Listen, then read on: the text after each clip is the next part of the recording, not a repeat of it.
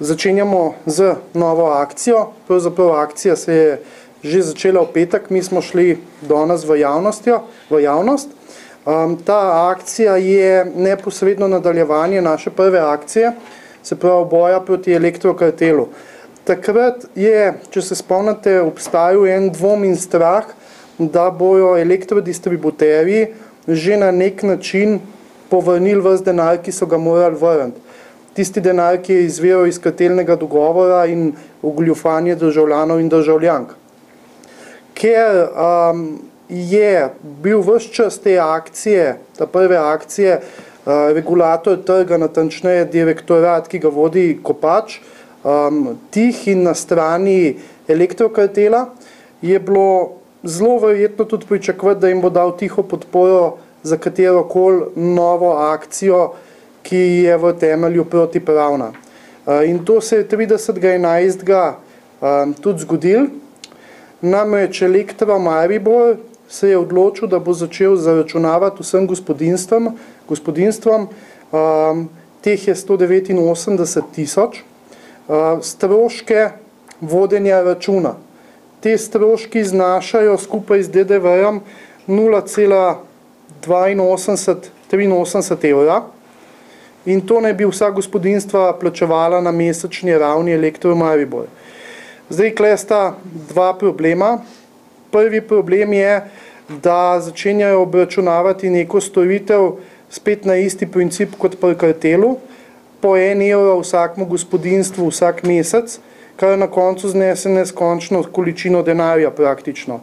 V enem samem letu, v mesecu, pri določenem številu odjemalcev, to znaša 156.000 evrov na mesec za Elektro Maribor. Na leto to pomeni skoraj 1,9 milijona evra. To pomeni, da v enem letu pridobijo nazaj vse tisto in še več, kar so morali vrniti, zaradi tega, ker so skuhali kartelni dogovor v tej državi. Zanimivo je, da po temu, ko se izplačajo v enem letu s to fraudulentno pogodbo, ki jo zdaj vsiljujejo, to pomeni v 5 letih 10 milijonov evrov. Zdaj zadeva je še malo bolj zastrašujoča, če vemo iz preteklosti, kako elektrokartel deluje.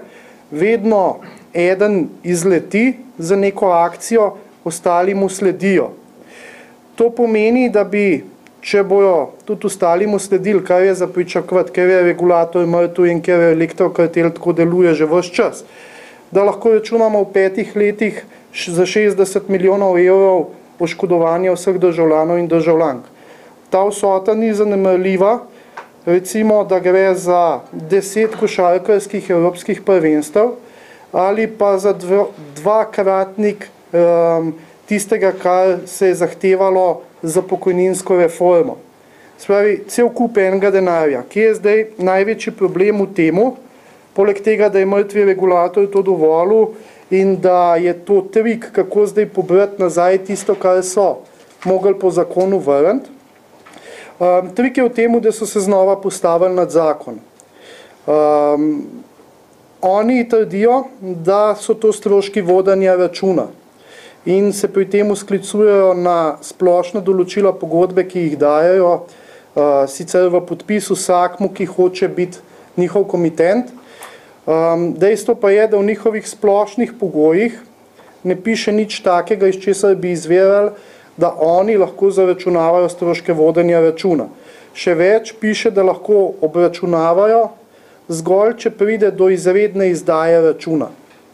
Sprav, da med tistimi običajno frekvenco mesečnih izdajanj računa posameznik gospodinstvo zahteva še dodaten račun.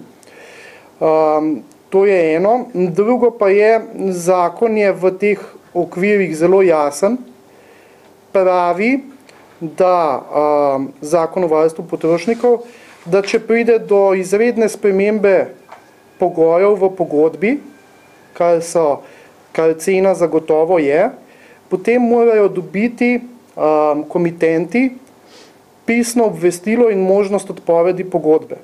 Zdaj, če se spomnite primer Siol TV-ja, ki je isto naredil, mu je bilo odrejeno strani tržne inšpekcije, da je taka pogodba nična in da jo ne more uveljaviti.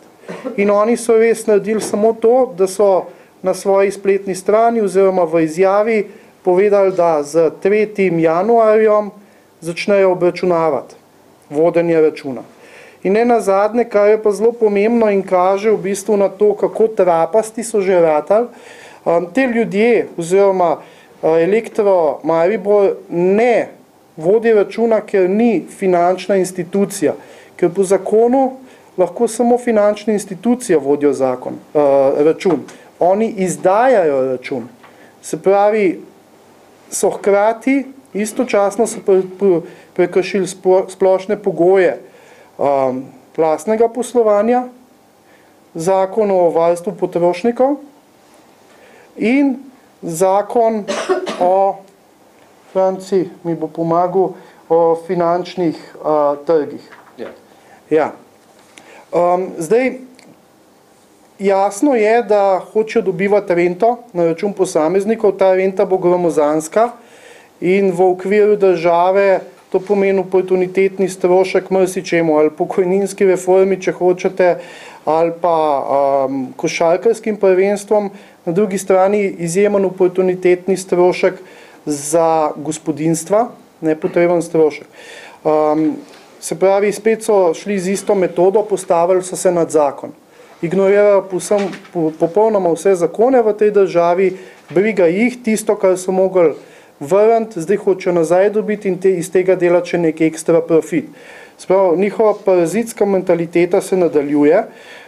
Mi smo tokrat vstopili v akcijo že preventivno, nočemo čakati 4 leta in vseh možnih sodnih instanc in pregovarjanj, da jih enostavno stremo tako, kot smo jih strali prej, ampak smo v zadevo, kot rečeno, vstopili že prej. Kakšni so bili koraki? Naravno je bilo, da sodelujemo še naprej z odvetniško pisarno Francija Matoza, kajti skupaj smo sodelovali v akciji, ki jih je strla. In z pooblastilom društva je odvetnik Franci Matoz vložil prijave na naslednje institucije. Tržno inšpekcijo, zaradi tega, ker kršijo zakon, ki sem ga vam prej omenil, pa vam bo Franci malo bolj natančno tudi povedal, se pravi, da ne omogočajo odstop od pogodbe, čeprav bistveno spremenijo postavke pogodbe. Potem smo jih prijavili na Banko Slovenije, ker trdijo ti frajerji, da vodijo račune, ampak hkrati niso finančna institucija. Se pravi, Banka Slovenije je tista, ki jim bo povedala, da tega sploh ne morejo početi in da je to fraudulentno početje in da je namen zgolj in samo bogatitev na račun državljanov. In tretje, na Urad za varstvo konkurence, tudi romala prijava preko našega odvetniškega zastopnika Matoza. Zakaj tja? Zaradi tega, ker so svojo tržno moč izkoristili zato, da odirajo potrošnike. Se pravi, imamo geografsko segmentacijo trga in popolnoma jasno je, da imajo Mariborčani oziroma vsi tisti okoli Elektro Maribora zelo malo možnosti, da take pogodbe odpovejo, če je nekdo tako močen tržen igralec kot Elektro Maribor.